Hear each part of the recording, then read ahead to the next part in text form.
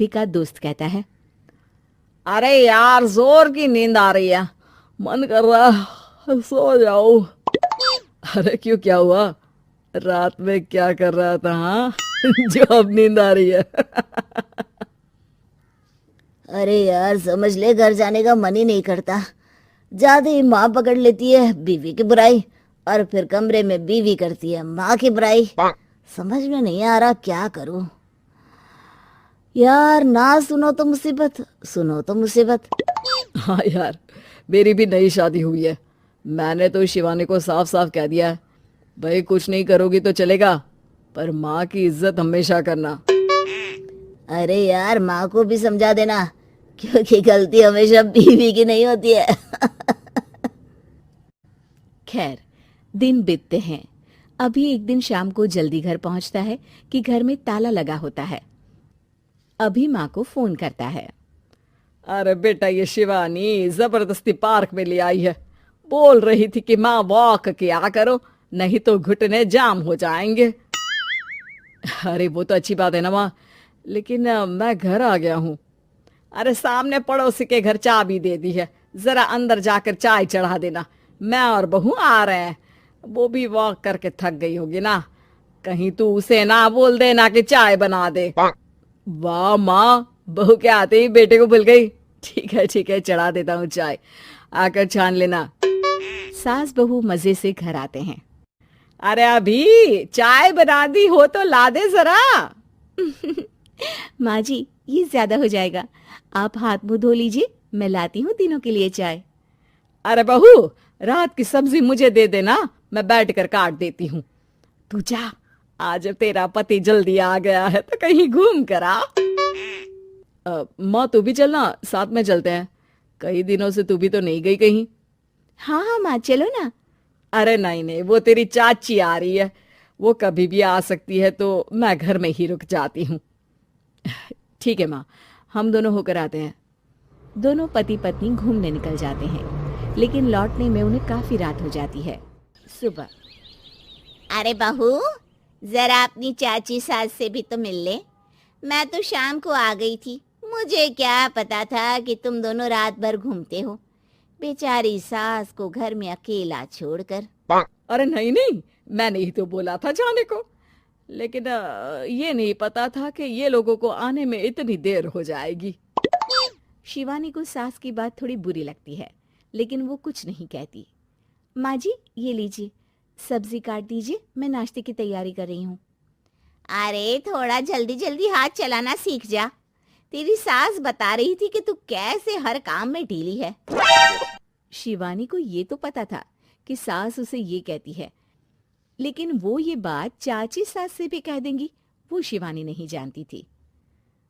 हाँ चाची, किसी में कुछ अच्छाई होती है तो किसी में कुछ।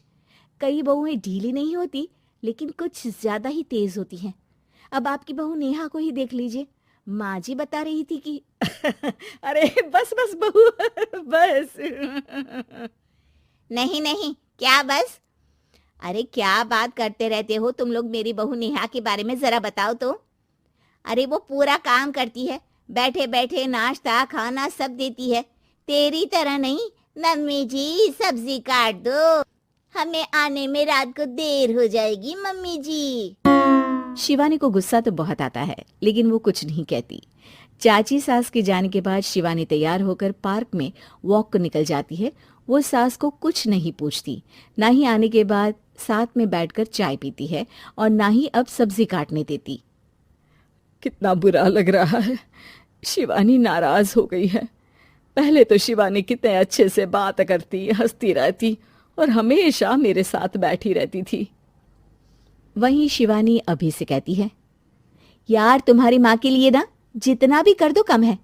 चाची सास को कह रही थी शिवानी कामकाज में ढीली है, लो अब कर रही हूँ सारा काम, बस हाँ बात नहीं करूंगी, देखते हैं क्या करती हैं अब। वहीं सास बेटे से कहती है, अरे पता नहीं तेरी बीवी को क्या हो गया है, न बोलती है न कोई बात करती है, ना ही अब मुझे वॉक पर ले जाती है। बेटा, माँ वो तो तेरा पूरा ख्याल रख रही थी, लेकिन लगता है चाची ने उसे कुछ कहा है तेरे बारे में। उसे लगता है कि तू उसकी बुराई करती है। तभी वहां शिवानी आ जाती है। लगता नहीं करती है ये मेरी बुराई। अरे सब लोग परफेक्ट नहीं होते। मम्मी जी ये बताइए, आपने जब उनकी बहू नेहा की जरा सी बात की तो कैसे भड़क गई चाची कि मेरी नेहा के बारे में कोई कुछ नहीं कहेगा? बोलिए। माँ, आप तो जानती हो ना कि वो कितनी तेज है। दादी ने भी उन्हें घर से निकाल दिया था। और आपको क्या लगता है कि नेहा भाभी से उनकी पटती है? अरे तभी तो घूम घूम कर रिश्तेदारों के घर पर रहती है। हाँ बेटा, ये तो तू ठीक कह रहा है। वैसे मैंने शिवानी के लिए ये कहा था कि काम धीरे करती है लेकिन अच्छा करती है। ये बात तो चाची ने बताई ही नहीं, उल्टा बात का बतंगड़ कर गई। माँ, दुनिया यही चाहती है, खासकर रिश्तेदार। किसी की सास को भड़का देते हैं तो किसी की बहू को। अरे बर्दाश्त ही नहीं होता कि सास बहू माँ बेटी की तरह रहे। अरे बेटा, मैं क्या जानू कि किसे खिड़की दरवाजे चेक कर लेना और मम्मी का बीपी भी चेक कर लेना। हाँ जी, कोई दिक्कत नहीं है। अब आप आराम से जाइए शादी में। मैं मम्मी जी का पूरा ख्याल रखूंगी। और अपना ख्याल भी रखना। हाँ जी, अपना भी रखूंगी। अब जाइए ना आप।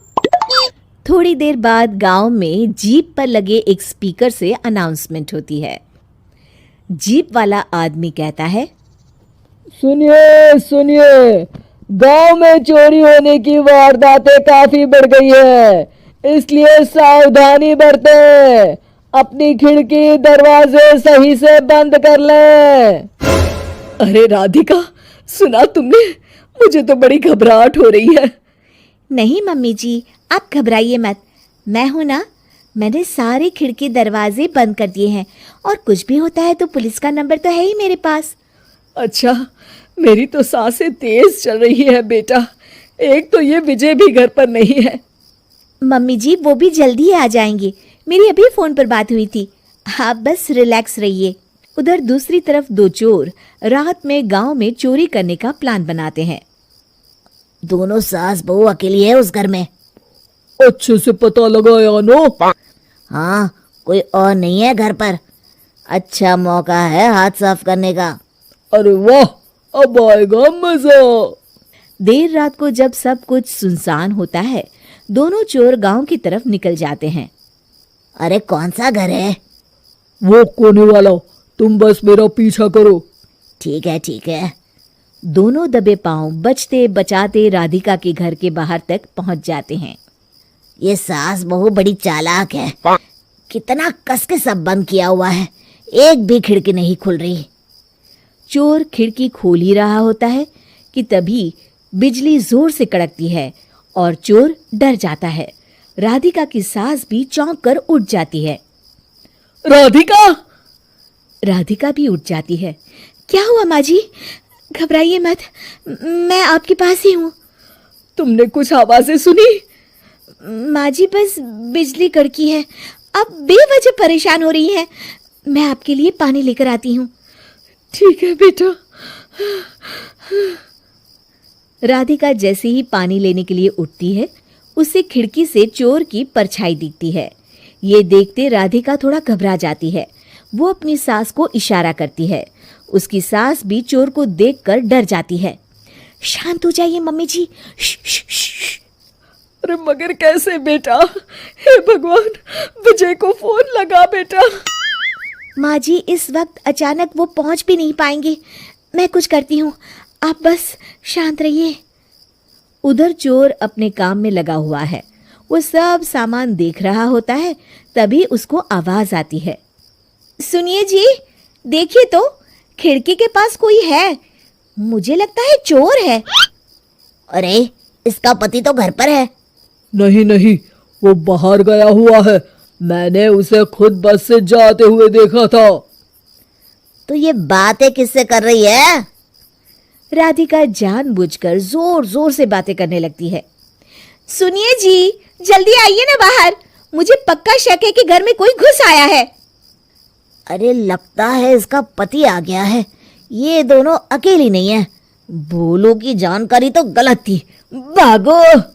चोर घबराकर जल्दी जल्दी बाहर की ओर भागने लगते हैं। तभी एक चोर का पांव फिसल जाता है, मगर वो फिर से जल्दी से खड़ा होकर भागने लगता है। वो गली के कोने तक पहुंचने ही वाला होता है कि पुलिस उसको पीछे से आके पकड़ लेती है।